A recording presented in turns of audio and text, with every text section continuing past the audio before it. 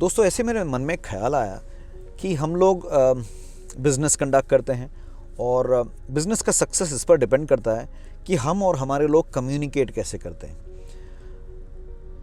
Make और break कोई भी एक ट्रांजैक्शन, कोई भी एक डील, उसमें मेक और ब्रेक, बनना या बिगड़ना, वो प्योरली कम्युनिकेशन का एक मामला है। अब मैं आपको क्विकली एक उदाहरण या एक सैम्पल या एक एग्जाम्पल से बताना चाहता हूँ। See what is communication?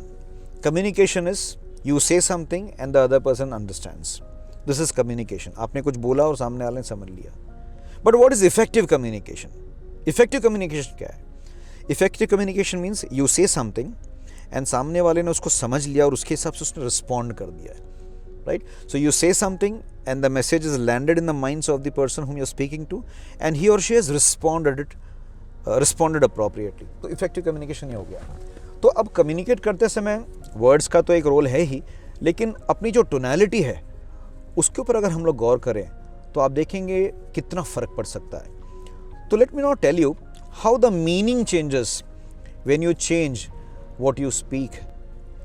तो मज़ा देखिए, अभी मैं आपके सामने ये जो कम्युनिकेशन के एग्जाम्पल में एक स्टेटमेंट कहूँगा और उस स्टेटमेंट का मीनिंग क्या है आप देख लीजिए, और अलग अलग जगह पर मैं उस स्टेटमेंट में एम्फेसाइज करूँगा, थ्रस्ट दूंगा, वजन दूंगा, मीनिंग कैसे चेंज हो जाता है। कि स्टेटमेंट बड़ा सिंपल है। I didn't say you stole my purse. I didn't say you stole my purse. इसका मतलब क्या है? मैंने ये नहीं कहा कि आपने मेरा बटुआ चुराया है। सिंपल मीनिंग है ना। अब देखिए इसका मीनिंग कैसे चेंज होता है जब मैं इसमें से कुछ कुछ शब्द के ऊपर वजन डालता हूँ। For example, I didn't say you stole my purse. अब इसका मतलब क्या है? चेंज हुआ ना।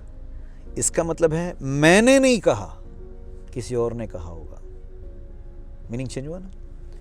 थोड़ा आगे बढ़ते हैं। I didn't say you stole my purse.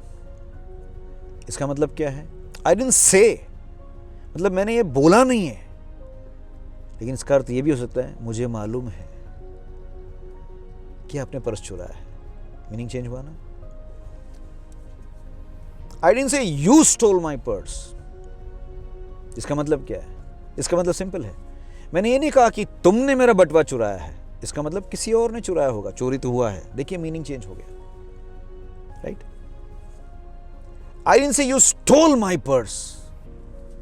इसका मतलब मैंने ये नहीं कहा कि तुमने चुराया है, ले लिया होगा, रख दिया होगा। मीनिंग चेंज हो गया। I didn't say you stole my purse. देखा, इसका मतलब क्या है?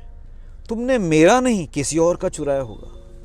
सेम वाक्य, सेम सेंटेंस है, लेकिन मैं अलग अलग शब्दों पे जब वजन देता हूं, मीनिंग कितना ड्रास्टिकली चेंज होता है। देखिए अंत में, I didn't say you stole my purse. इसका मतलब क्या है? पर्स नहीं, दिल चुराया होगा। पर्स के अंदर का पैसा चुराया होगा, कुछ और चीज चुराया होगा। तो ये उदाहरण काफ़ी आपको ये समझाने के लिए और समझने के लिए कि communication is one thing and effective communication is the main thing. तो आज के बाद जब भी आप अपने सिस्टम में लोगों के साथ बातें करते हैं, हमेशा अपनी टोनैलिटी पे ध्यान दीजिए। और इसका एक सीधा सा मैं आपको एक नुस्खा दे सकता हूँ, वो ये है, कभी अपनी आवाज़ को रिकॉर्ड करके देखिए। जब आप फ़ोन पर बात करते हैं या आप एक मीटिंग में हो, उसको रिकॉर्ड करके देखिए और फिर अपनी आवाज़ को सुनिए। कभी कभी शौक लग जाएगा कि क्या मैं ये हूँ, क्या उसने मुझे इतना बर्दाश्त कर दिया है, right? So if you pay attention to your tonality, the way you speak, I think आपका कम्युनिकेशन बहुत इफेक्टिव होगा और आपका बिजनेस ग्रो करेगा। Thank you so much.